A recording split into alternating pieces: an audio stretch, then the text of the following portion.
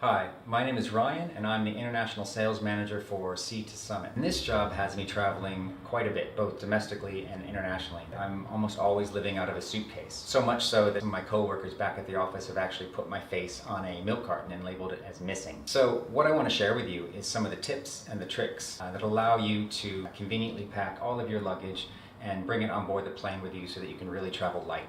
So what are the advantages of traveling light? First, you get to travel with a much smaller bag. So that's going to save you money on checked baggage fees. Secondly, it's much more secure because you'll always have your bag with you when you're traveling. It's also way more convenient. It's so much easier to navigate through busy airports, getting through security, getting in and out of taxis, Ubers, public transportation, anything like that. And probably the most important thing is that there'll be no lost luggage. So how do you travel? I travel with clothes. Through this is going to be great. You need to consider a few things. Where it is you're traveling to, how long you're going to be going for, what the weather and the temperature are going to be when you get there. Are you going to be doing any activities? Okay, so how do you pack for traveling light? I think of things in a systems approach. The first category is going to be clothing. And clothing has the potential to take up the most space inside of your luggage. It's important to get this one right. So in order to do that, I incorporate a few tools.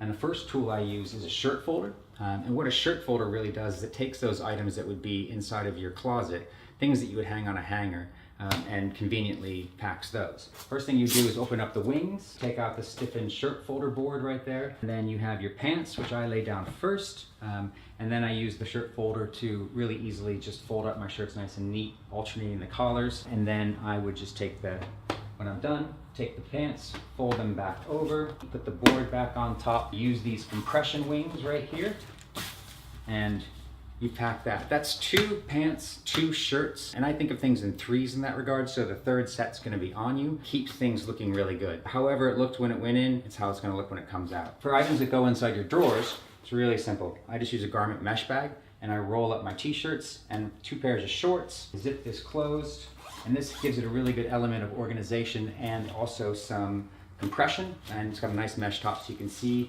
what's in there, making it easy. Thirdly, I have basically what's known as a packing cell. It's for those odd shaped items like socks and jocks. So you put all those 3 little categories together and you've nice and conveniently packed all of your clothes.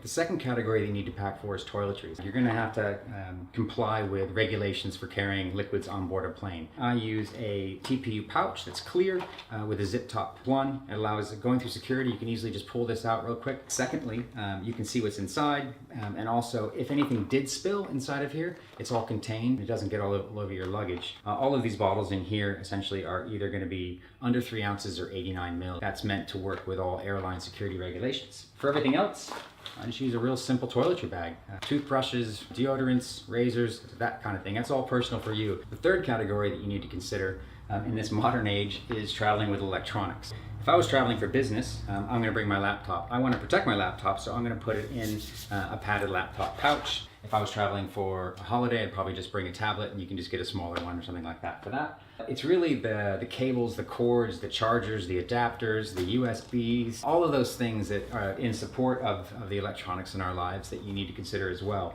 And so for that, I just use a padded cable cell, and that keeps everything nice and organized and protected.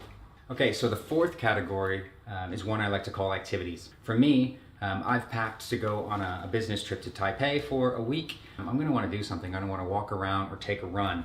So I just bring a pair of running shoes, and then I can conveniently put them away in this shoe bag. Keeps them nice and neat. I'm going to bring a really lightweight dry bag. In here I'd put running clothes, towel, bathers, anything like that. Roll them up, seal them off, put them in my luggage, and I don't have to worry about it until I get home.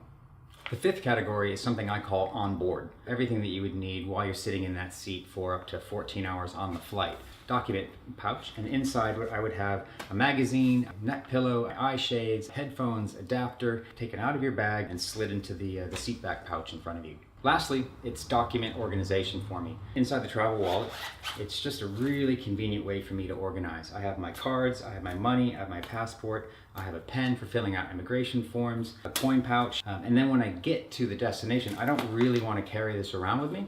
So I pack a much smaller second wallet that I can take out what I need just for that day and pop it in my pocket, and off I go. I travel light because it makes airline travel so much more relaxed. It's easier, more secure, costs less, and allows me to cruise through airport security and public transportation when I get to my destination. What I've just shown you is the modular system I have worked out that allows me to do all of this.